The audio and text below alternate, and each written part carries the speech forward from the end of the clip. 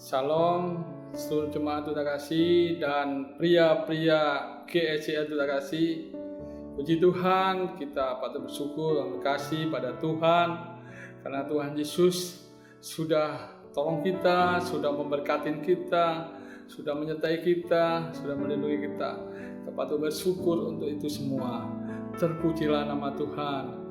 Gimana kabarnya Bapak-bapak? Masih semangat? Pria integritas, yes. Pria integritas, yes. Pria integritas, yes, yes. Haleluya. Kita harus tetap semangat.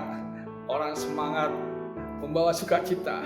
Dia akan tubuhnya setiap hari akan merasakan satu kekairan menjalani kehidupan ini. Karena Tuhan bersama kita. Amin, amin. Puji Tuhan. Kita bersyukur kalau pagi hari ini kita ada dalam ibadah online. Ini suatu anugerah daripada Tuhan. Haleluya, puji Tuhan. Gimana Bapak-bapak? Hari-hari ini kita harus jalani dengan rasa bersyukur dan berterima kasih pada Tuhan.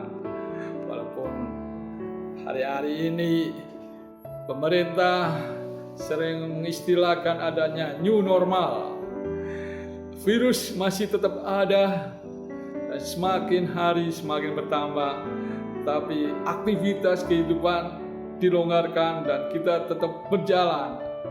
Ini menandakan bahwa kita harus punya hikmat, kita harus punya hati untuk bijaksana menjalani kehidupan ini.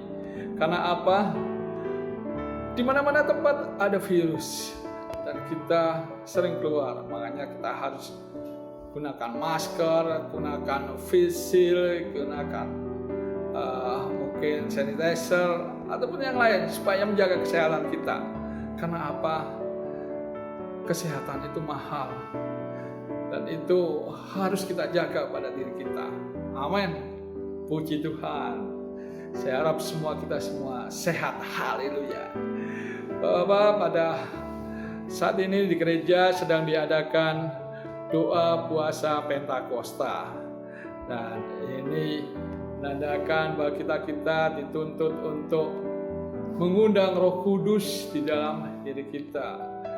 Kita berharap supaya Bapak-bapak selalu disertai dengan Roh Kudus, di dalam kehidupannya selalu ada Roh Kudus. Tapi biarlah kita boleh belajar sedikit tentang Roh Kudus. Bagaimana seorang dapat menerima suatu karunia Roh Kudus. Di dalam Kisah 2 ayat 28, di situ diceritakan seorang Petrus yang berkhotbah di padang. Dia punya keberanian menceritakan tentang kabar keselamatan bahwa Tuhan Yesus adalah juru selamat. Di situ karena dia dipenuhi Roh Kudus, dia menceritakan. Ada orang bertanya, bagaimana saya mendapatkan karunia Roh Kudus supaya saya boleh belajar tentang Tuhan Yesus. Petrus mengatakan di dalam Kisah 2 ayat 38. Jawab Petrus kepada mereka, bertobatlah dan hendaklah kamu masing-masing memberi dirimu dibaptis dalam nama Yesus Kristus untuk pengampunan dosamu, maka kamu akan menerima karunia Roh Kudus.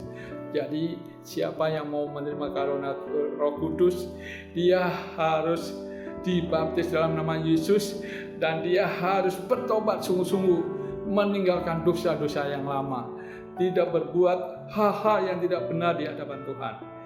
Itulah siapa yang mau menerima karunia Roh Kudus, dia harus dibaptis dalam nama Tuhan Yesus Kristus. Dan itu penting buat kita karena karunia Roh Kudus itu kita ini menjadi orang-orang yang bisa membangun satu dengan yang lain. Kita bisa menjadi orang-orang peka terhadap keadaan sesuatu. Kita boleh begitu mengasihi. Kita bisa boleh belajar tentang karakter Kristus yang mengasihi pada sesamanya. Dia suka menolong, dia suka memberi suatu hal-hal cerminan yang baik. Itulah orang-orang yang dipenuhi dengan Roh Kudus. Kita boleh belajar seorang pria yang dipenuhi Roh Kudus yang bernama Barnabas. Dia adalah hamba-hamba Tuhan yang diutus oleh dari para rasul. Dia adalah orang Antiokhia. Di dalam Kisah 11 ayat 24 saya bacakan, Barnabas adalah orang yang baik, penuh Roh Kudus dan penuh iman. Ini mengatakan bahwa orang yang penuh iman, orang yang penuh Roh Kudus. Kita boleh melihat dia membawa sejumlah orang dibawa kepada Tuhan. Dia dibawa orang-orang di sekitarnya, diajak, ayo kita datang pada Tuhan. Dan di Antiokhia lah orang-orang yang percaya pada Kristus. Di situ pertama kalinya disebut orang Kristen. Ini artinya orang-orang yang penuh Roh Kudus, orang-orang akan mengadakan suatu perbuatan-perbuatan yang besar, suatu mujizat-mujizat dia akan menyatakan, dan kuasa Roh Kudus itu sangat besar. Marilah Bapak-bapak, kita boleh belajar jadi seorang pria-pria yang penuh Roh Kudus, seorang pria-pria yang berani menceritakan kabar keselamatan, seorang pria-pria yang mau membangun lingkungannya demi kemuliaan nama Tuhan. Dia boleh menceritakan perbuatan-perbuatan baik Tuhan yang ia alamin, dan kita boleh ceritakan supaya mereka yang lain boleh alamin, dan mereka boleh percaya pada Kristus. Itu semua demi kemuliaan nama Tuhan. Dan biarlah pagi hari ini kita bisa sungguh-sungguh menerima karunia Roh Kudus, supaya karunia itu selalu menyertai kita. Dan ingat, hilangkanlah semua perbuatan-perbuatan yang berdosa, dan kita datang pada Tuhan, kita penuh dengan Roh Kudus, dan nama Tuhan dipermuliakan. Amin. Tuhan memberkati. Terima kasih. Haleluya. Amin.